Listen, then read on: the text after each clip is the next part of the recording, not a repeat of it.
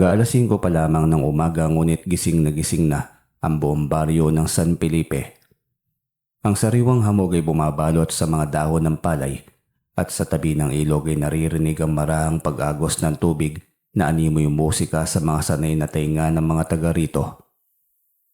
Sa gitna ng payapang umagang yon, naglalakad si Peter, 7 taong gulang. Payat, mahiyain at palagi may dalang lumang laruang kotse na gawa sa kahoy. Sa murang edad ay dama na niya ang bigat ng bawat araw. Hindi dahil sa hirap ng buhay, kundi dahil sa palaging pag-aaway ng kanyang mga magulang. Sa loob ng kanilang maliit na kubo ay naroon si Erning, ang kanyang ama. Nakaupo ito sa bangkito, nakasandal at hawak ang isang maliit na kahoy na kahon na hindi niya pinapagalaw kahit kanino. Ilang beses nang tinanong ni Peter kung ano ang laman noon, pero isang malamig na tingin lamang ang isinasagot ni Erning. Lalo itong naging misteryoso nitong mga nakaraang buwan. Laging pagod, laging wala sa bahay, at kapag dumarating ay amoy sabungan. "Peter, kumain ka na," wika ni Aling Rosa, ang ina ng bata. May pagod sa kanyang muka, may lungkot sa kanyang mga mata. Bago pa man makasagot si Peter ay narinig na niya ang pag-angat ng bangkito. Tumayo si Erning. Mabilis, matiin ang kilos. "Lalabas lang ako." Maikli nitong sabi sabay kuha ng kahon na itinago sa loob ng lumang bag. "Erning, hanggang kailan ka ba ganyan? Bawat araw na lamang, umaalis ka. Hindi mo na kami halos kinakausap." Hindi man lamang lumingon ang lalaki at iyon ang huling sandali na narinig ni Peter ang boses ng kanyang ina na puno ng lakas. Ilang oras matapos noon bumagsak ang ulan. Malakas, parang bagyong biglaang dumating. Tumakbo si Peter pauwi mula sa ilog. Ngunit pagdating niya, naroon ang ilang kapitbahay sa labas ng kanilang bahay. Nagtitinginan, may bulungan at umiiyak. Nakita niya si Mang Ikyo, ang kaibigan ng kanyang ama. Hinawakan nito ang balikat niya. "Peter, ang nanay mo, inatake. Hindi na nakayanan." Parang gumuho ang mundo ng bata. Wala siyang naintindihan. Wala siyang narinig kundi ang pagpatak ng ulan at ang mahinang paghabol ng hininga. Ni hindi niya nakita ang ama. Ni wala man lamang yakap o paliwanag. Basta na lamang wala na si Aling Rosa. Kinabukasan, dumating si Erning. Basa sa ulan, nanginginig at mapula ang mga mata. Parang hindi alam kung paano tatayo o magsasalita. "Peter." Bulong niya. Ngunit hindi siya makalapit sa sariling anak. Hindi niya alam kung paano haharap sa batang nakatingin sa kanya na may mga katanungan, may lungkot at takot sa mga mata. "Bakit mo kami iniwan, Tay?" Tanong ng bata, nanginginig ang tinig. Hindi makatugon si Erning. Ang totoo ay may dinadala siyang lihim.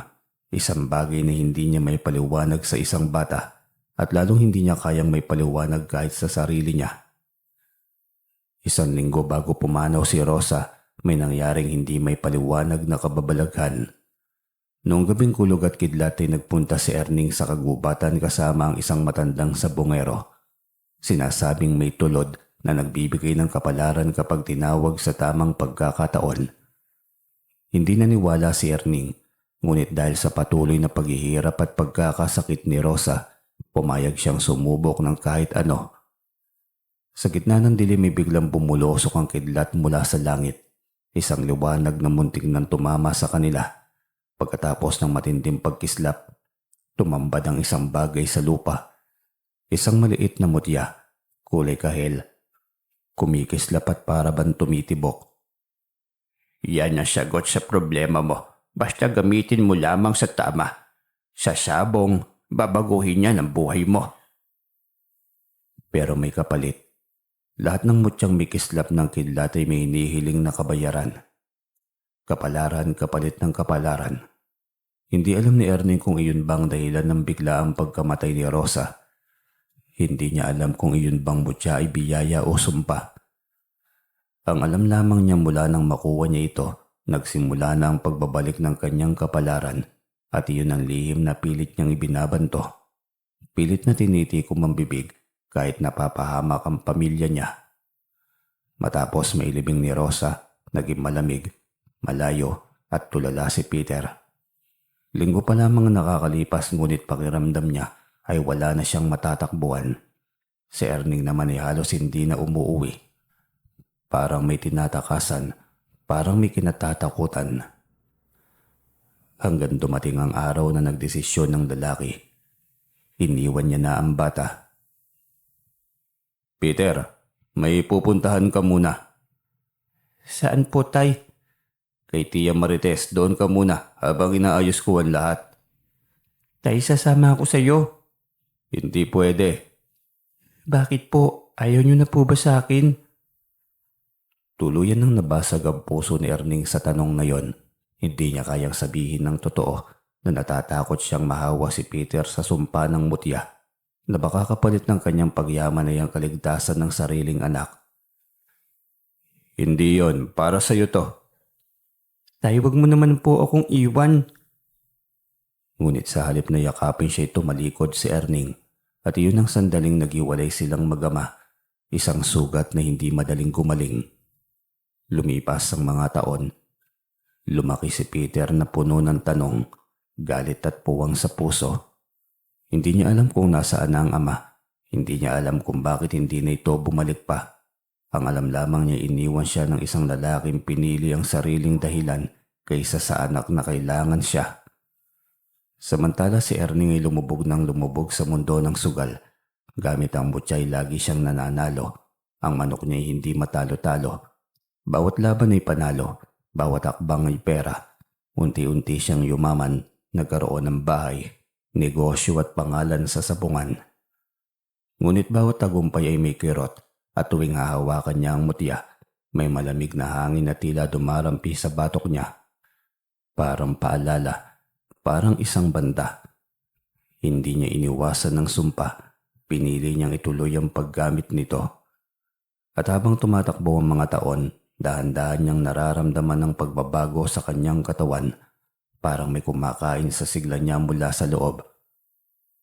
At sa malayong baryo ay lumaki si Peter. Hindi alam na ang kanilang tadhana muling magtatagpo, ngunit sa panahong ang amay malapit ng kunin ng kapalarang dati nitong inakalang biyaya. Sa lumang barong-barong na inuupahan ni Erning sa gilid ng bayan ng San Gerardo, hindi na naglalaro ang mga anino ng kahirapan sa kanyang paligid. Ilang taon matapos iwan si Peter, nagbago ang takbo ng kanyang buhay. Hindi dahil sa tiyaga, hindi dahil sa suwerte, kundi dahil sa lihim na mutyang nagmula sa isang kidlat na bumagsak sa lupa. Ang mutyang iyon ang dahilan kung bakit umiikot ang ulo ng mga sabongero kapag naririnig ang pangalan ng kanyang manok, El Rayo. Ang manok na hindi kailanman natatalo. Sa ibabaw ng lamesang kahoy, nakabukas ang kahon na puno ng pulang tela. Doon nakapahinga ang mutya, maliit, kulay kahel at kumikislap na tila may sariling buhay. Kapag tinitigan ito ni Erning ng matagal, para siyang hinihigop papasok sa isang malalim na hukay ng enerhiya. Ang bawat tibok nito'y tila kasabay ng tibok ng kanyang puso. At minsan ay nakikita niyang parang lumulutang-lutang ito sa ere bago muling dumikit sa pulang tela. Matatalo ang mundo pero hindi ang manok mo. Sambit ng veteranong sabongerong si Mang Ibarra noong unang sumikat ang pangalan ni Erning. Ngunit si Erning ay bagamat panalo sa laban ay talo sa katahimikan ng konsensya. Sa bawat pagyaman niya ay may kaba. Sa bawat panalong inaabot niya ay may gumugulong na takot sa kanyang loob. Hindi niya makalimutan ang gabing unang gumana ang kapangyarihan ng mutya. Isang taon matapos mamatay ni Rosa, si Erning ay halos sumuko sa buhay. Wala siyang anak sa tabi, wala siyang asawa at wala siyang pera.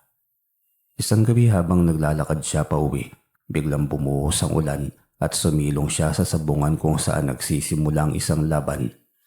Naglalaro pa rin kayo kahit ganitong lakas ng ulan? Tanong niya sa isang bantay. Kahit baha pa yan basta may laban.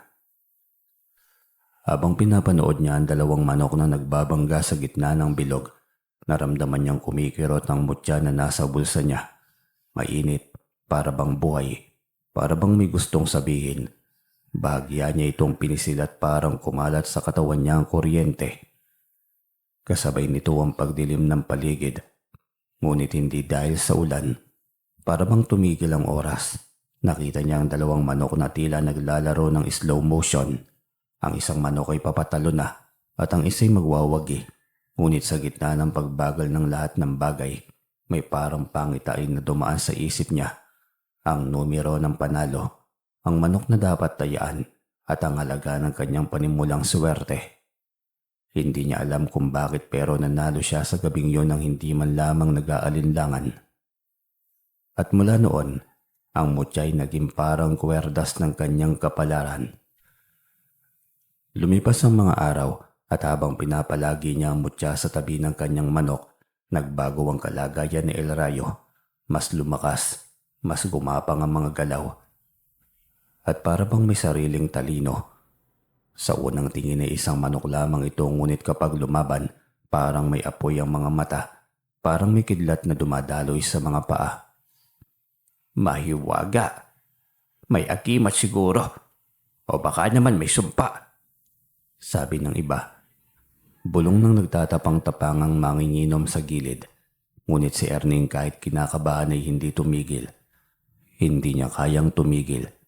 Kailangan niya ang pera. Kailangan niyang bumawi sa mga taong nawala sa kanya. Kahit ang taong yon ay hindi na babalik.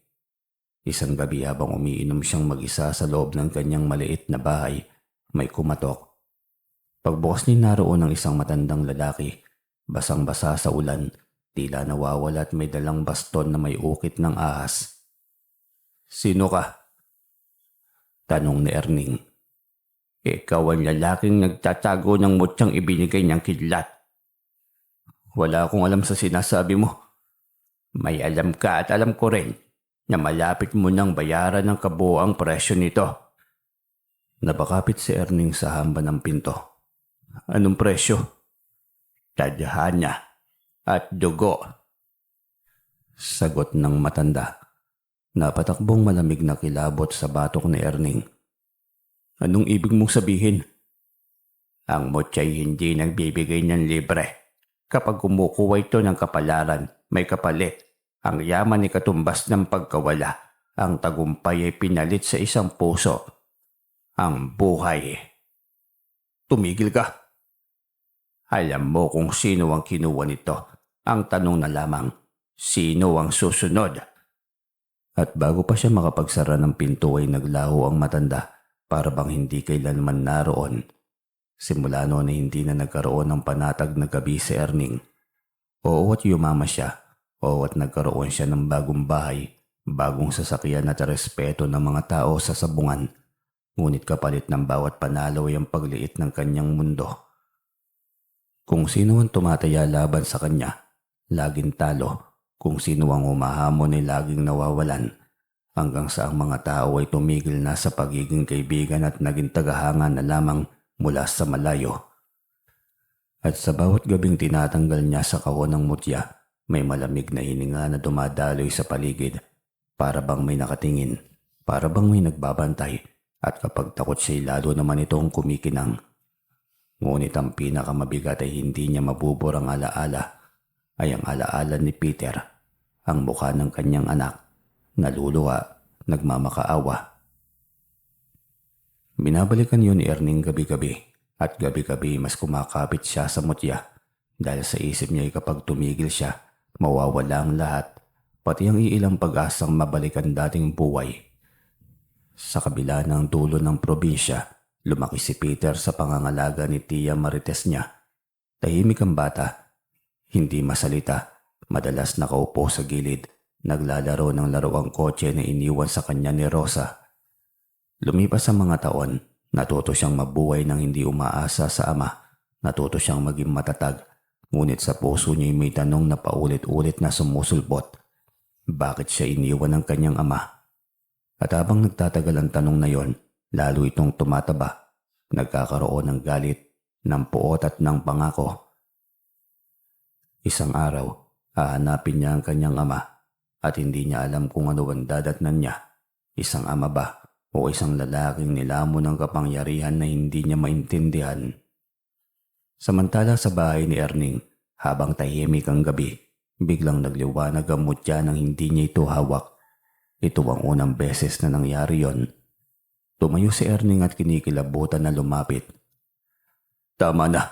Tama ng kapalit! Tama ng sumpa!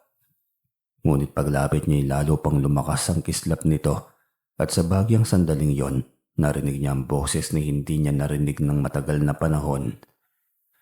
Isang tinig ng bata, mahina, pamilyar. Tay! Natigilan siya, nanigas at halos mabitiwan ang kahon at doon niya na lamang nagsisimula pa lamang ang tunay na kabayaran. Sa gitna ng sabungan, nagsisiksikan ng mga tao tuwing linggo. Amoy pawis, sigaw at sigarilyo ang sumasama sa singaw ng hapon. Sa gitna ng kaguluhan ay may isang presensya na hindi inaapakan ng sinuman. Si Erning. Ang lalaking parang hinubog ng swerte. Ang bawat hakbang niya sinusundan ng tingin. Ang bawat pagngiti ay binibigyan ng kahulugan.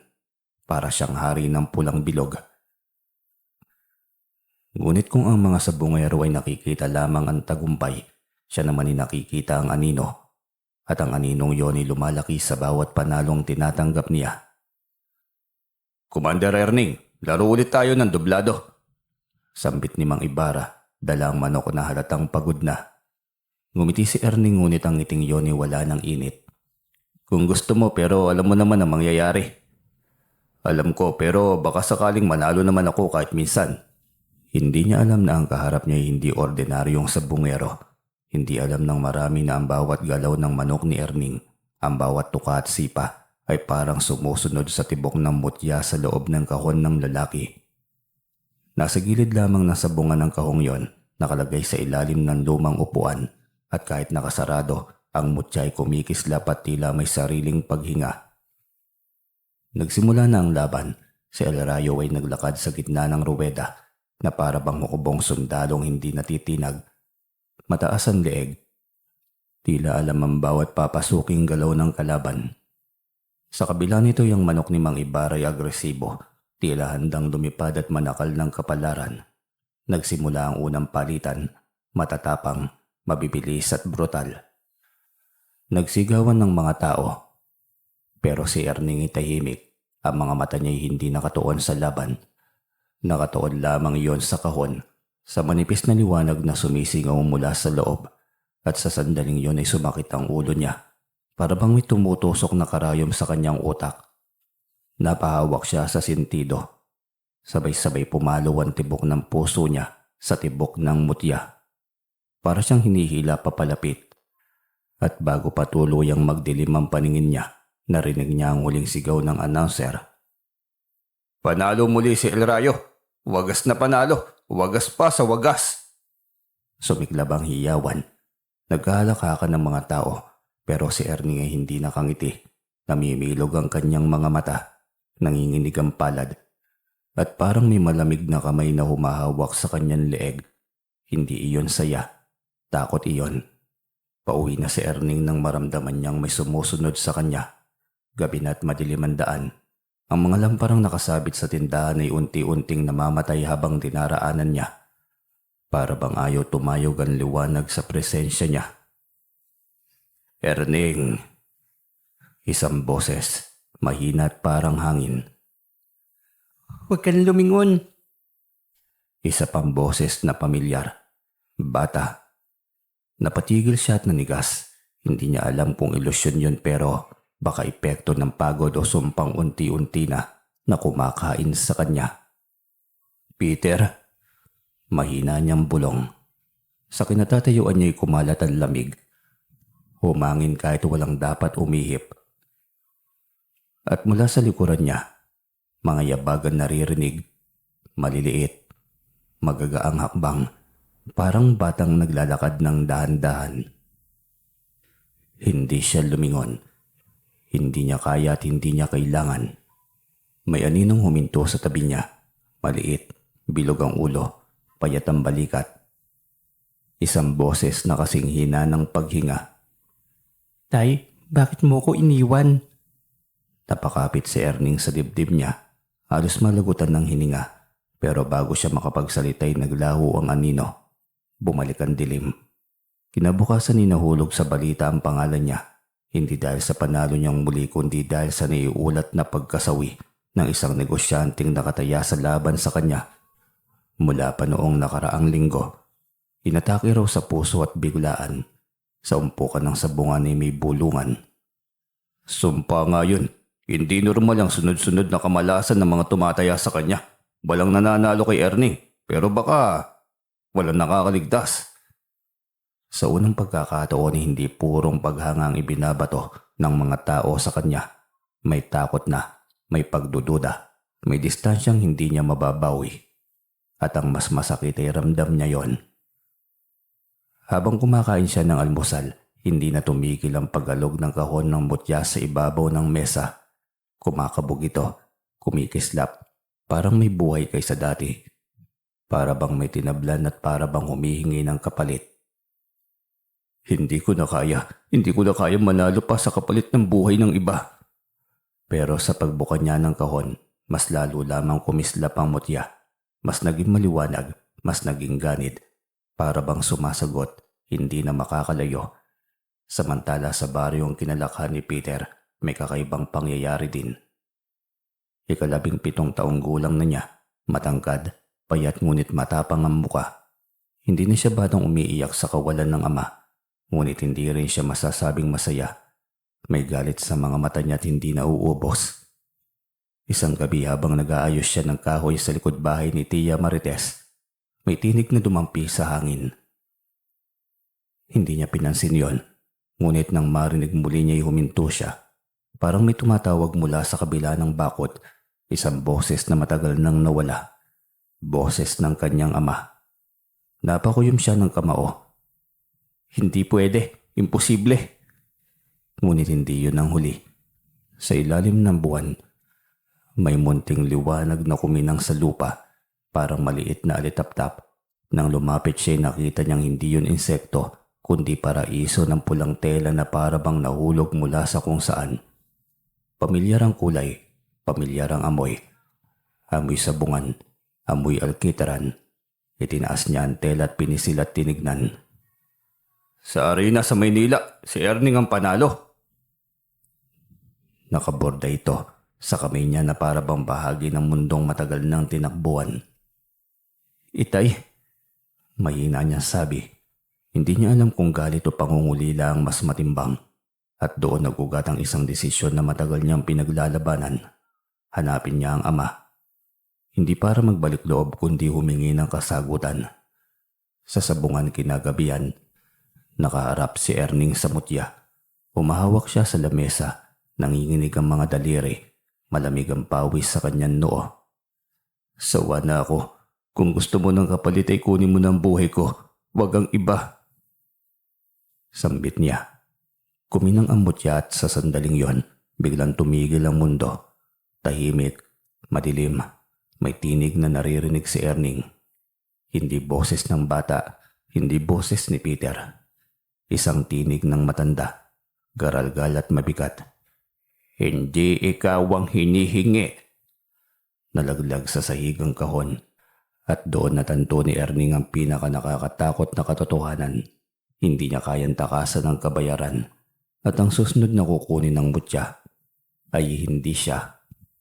Hindi mapakali si Erning na matapos ang gabing yon. Hindi siya makatulog. Hindi siya makahinga ng maayos. Para bang may nakadagan sa dibdib niya at pinipigilan ng bawat paghinga. Ang mutya, ang sumpang mutya, ay nakahimlay sa sahig. Ngunit kahit hindi niya ito hawakan ni nararamdaman niya ang tibok nito. Umaalon, kumakapit, humihigop ng lakas sa paligid. Hindi ikaw ang hinihingi. Umaalingaw-ngaw ang tinig sa kanyang utak. Paulit-ulit, para bang baong pangungusap na nakaukit sa buto. Umupo siya sa gilid ng kama. Hawak ang kanyang muka at halos mabaliw sa takot. Ako na lang sana. Bulong niya, pero sa bawat pagluha niya, lalo niyang naiintindihan ang katotohanan. Hindi lamang kapalit ang hinahanap ng mutya. Habol nito ang kawalan, ang punit sa pamilya, ang dugo at ugnayang nasira. May isang taong matagal nang kinilimutang bahagi ng kanyang kasalanan. Si Peter. Sa baryo ng tiya Marites niya, maagang nagising si Peter. Hindi dahil sa tawag ng umaga kundi dahil sa hindi may paliwanag na init sa dibdib niya. Parang may umihila sa kanya sa malayo. Isang tawag na hindi niya narinig ng maraming taon. Naupo siya sa papag, hawak ang pulang tela na napulot niya kagabi. "Tiya, gusto ko pong magtungo sa San Gerardo." Tumingin si Tiya Marites. Nagulat sa biglang pahayag. "Bakit naman? Hindi mo naman binabanggit yung lugar na yan noon." Napayuko si Peter. "May dapat po akong puntahan. May dapat akong kausapin." "Ang iyong ama?" Tahimik. Mabigat na ang hangin sa kusina. Tumango si Peter. Napabuntong hininga na lamang ang Tiya Marites at naupo sa tapat niya. "Anak, matagal mo nang gustong kalimutan ng ama mo, hindi ba? Ano bang nagbago?" Hindi niya masabi. Hindi niya kayang ipaliwanag na may boses na tumatawag mula sa hindi alam kung saan. Hindi niya kayang ikuwento ang munting liwanag sa lupa. Ang pulang telang tila nagbibigay ng direksyon. At higit sa lahat, hindi niya kayang sabihin na kahit galit siya, may parte sa puso niyang hindi nagsara. "Gusto ko lang po ng kasagutan kahit isa lang." "Kung yan ang nais mo, hindi kita pipigilan. Pero anak, mag-ingat ka." "Salamat po, Tiya." At doon niya sinimulan ng unang hakbang patungo sa dilim na katotohanang naghihintay sa San Gerardo. Samantala sa bahay ni Erning, isang pamilyar na kalabog ang bumasag sa katahimikan. Hindi yun tao, hindi yun kapitbahay, hindi yun normal. Para bang ang pinto ay tinatapik ng hangin, ng unti-unting presensya. At nang buksan niya ang pinto, walang tao, pero may nakakalat na balahibo ng manok sa sahig. Puting balahibo, basa, malamig at may halong bahid ng dugo. Nalaglag ang tuhod ni Erning. Sinusundan siya ng sumpa. Hindi na siya nito binibitiwan. Patawad sa lahat." Subalit ang gabi ay walang awa. Sa gilid ng bakuran ay may gumagalaw. Isang aninong mabilis, isang tunog ng bata, isang tinig. "Tay!" Iyon na naman. Napatras si Erning. Ang puso niya'y sumisigaw ng takot. "Hindi ikaw si Peter. Hindi ikaw ang anak ko. Isa kang..." Huminto siya. Kumaripas ang lamig sa hangin. At sa sandaling yun ay lumitaw ang hukis ng isang batang anino sa likod ng puno. Payat, malungkot at hindi naglalakad. Nakalutang. "Tay, bakit mo ko iniwan?" Dumilim ang mata ni Erning. Sumigaw siya. "Hindi kita anak! Hindi kita anak!" At tulad ng palagi, naglaho ang anino at bumalik ang katahimikan. Naglagapak na lamang si Erning sa lupa. Umiiyak. "Peter, anak, patawad. Tama na itong sumpa." Ngunit alam niyang hindi ito titigil. At alam niyang may isang taong dapat niyang puntahan. Kung ayaw niyang makuha ng mutya si Peter, kailangan niyang siya mismong makahanap sa anak niya. Kinabukasan sa unang pagkakataon matapos ang maraming taon, umalis si Erning sa kanyang mga sabungan. Iniwan niya sa El Rayo. Iniwan niya ang mutyang nakakulong sa kahon at naglakad palabas ng San Gerardo na parang tumatakas. Sumakay siya ng jeep papunta sa bayan kung saan huling namataan niya si Tiya Marites. Habang umaandar ang sasakyan, hindi niya mapigilang lingunin ang direksyong pinanggagalingan. Para bang may humahabol, para bang may gustong sumama. "Manong, sa may Kampo 1 po, pakibilisan." Napatingin ang driver sa rear side mirror. "Parang namumutla po kayo ah. Ayos lang po ba kayo?" "Pagod lang." Sagot ni Erning pero ang totoo, kinakain siya ng takot. Hindi niya alam kung dadating siya sa baryo ng buhay. Pagdating niya sa lugar ay halos lumuhod siya sa lupa sa pagod. Tinungo niya ang bahay ni Tiya Marites. Pagkatok niya ay bumukas ang pinto. At agad niyang nakita si Peter. Nakapalubong ang bag at handa ng lumakad.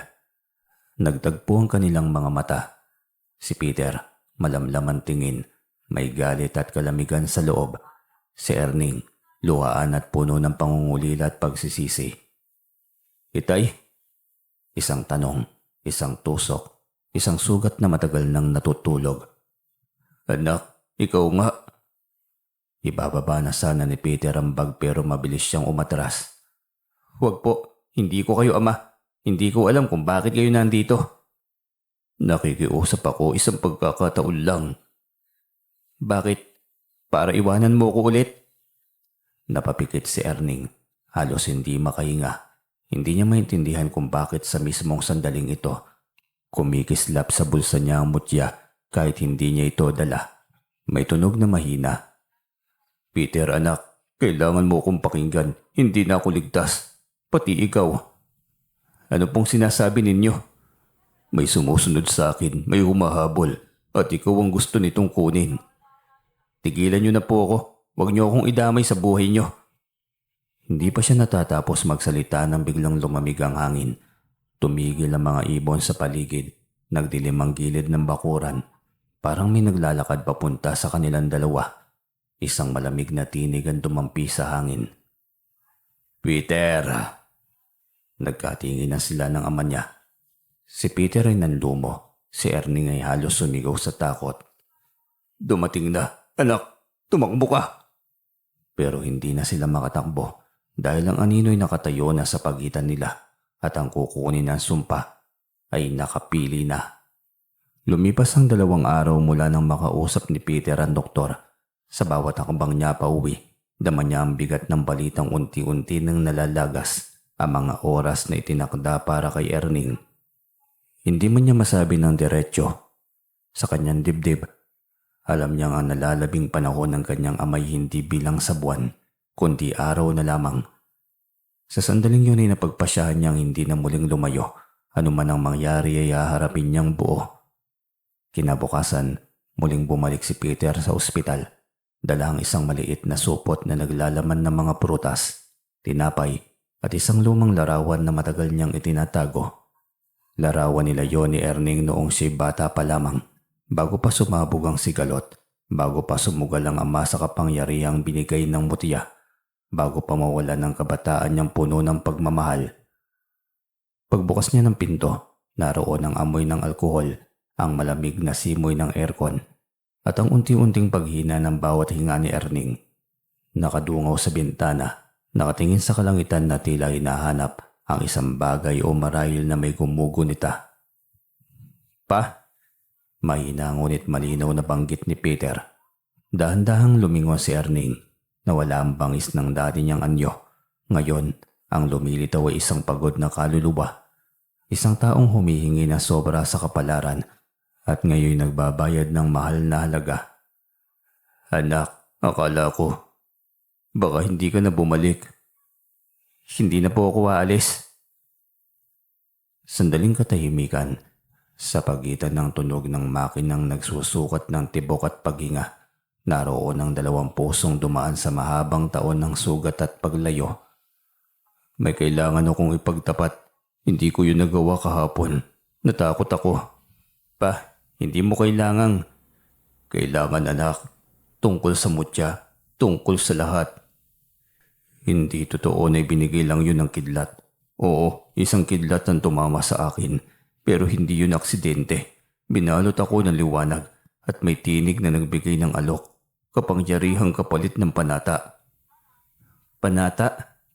Panatang huwag kong pababayaan ang pamilya ko. Na ang yaman at swerte ay para sa inyo. Pero nasira ko yun. Sa halip na kayong 2 ng nanay mo ang unahin ko, mas pinili kong ipagpatuloy ang paglalaro. Nalasing ako sa panalo. Nalunod sa pagangat. Naging alipin ako ng mutya. At kinain ako nito anak. Habang tumatagal ay mas humihina ako. Parang kinukuha nito ang lakas ko kapalit ng bawat tagumpay ngayon. Ito na ang kabayaran. Hindi na nakapagsalita si Peter. Ang dami niyang tanong ngunit unti-unting sumasapol ang katotohanan na mas malalim pa ang sugat ng kanyang ama kaysa sa inaasahan niya. Hindi ito simpleng bisyo o adiksyon. May kababalaghang dumurog sa kanilang pamilya. Pa, bakit hindi ka tumigil? Tangka akong tumigil anak, Pero tuwing sinusubukan ko'y para bang may kamay na pumipigil, boses na naguutos. At tuwing sinusunod ko, panalo. Tuwing hindi ko sinusunod, may malas, may kapalit, may kapahamakan. Kasama na ron ang pagkawala ko. Oo anak, at yun ang pinakamasama kong kasalanan. Hindi ko kayo na ipaglaban. Pinili kong pakinggan ang mutya.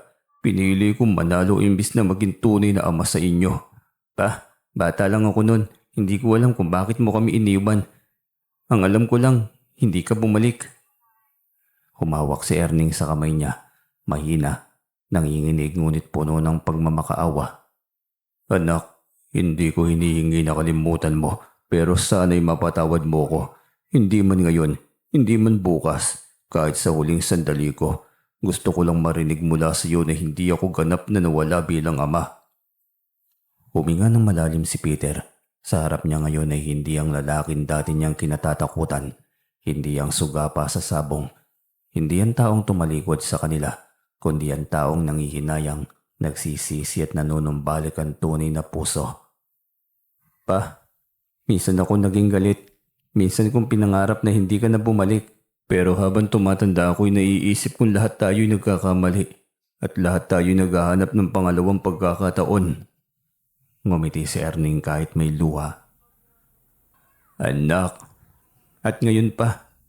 Oo, ito ng pagkakataon mo kaya pinapatawad na kita. Parang huminto ang oras sa sandaling yon. Pumikit na ang matanda at para bang tinanggalan ng bigat ang kanyang dibdib. Salamat anak, salamat. Ilang oras silang nagkwentuhan tungkol sa nakaraan, sa mga pangarap ni Peter, sa mga pagsisisi ni Erning, at sa huling sandali ay kinuha ni Peter ang lumang larawan at inilagay sa dibdib ng ama. Alalahanin mo to, bago ang lahat, bago ang mutya, bago ang pagkakawalay. Anak, gusto kong malaman mo kahit kailan. Minahal kita. At sa huli ay tumigil na ang pag-uga ng kanyang dibdib. Bumagal ang tunog ng makina hanggang sa tuluyang tumuwid ang linya. Si Erning, makasalanan, nagsisi, nagangad ng kapatawaran at sumakabilang buhay na may kapayapaan. Biglang tumulo ang luha ni Peter, ngunit hindi iyon galit, hindi pait. Luha iyon ng pagtanggap, ng paghilom at ng pagsisimula. Habang nakaupo siya sa tabi, may kakaibang liwanag na lumabas mula sa bulsa ni Erning. Ang mutya, hindi ito masama sa anyo. Kumikislap ito na tila nawalan ng kapangyarihan. Dinampot ni Peter, pero paghawak niya unti-unti itong naglaho para bang pinalaya na ang huling tali ng sumpa. Lumabas siya sa ospital, bitbit ang larawan at ang kasunduang tapos na ang siklo.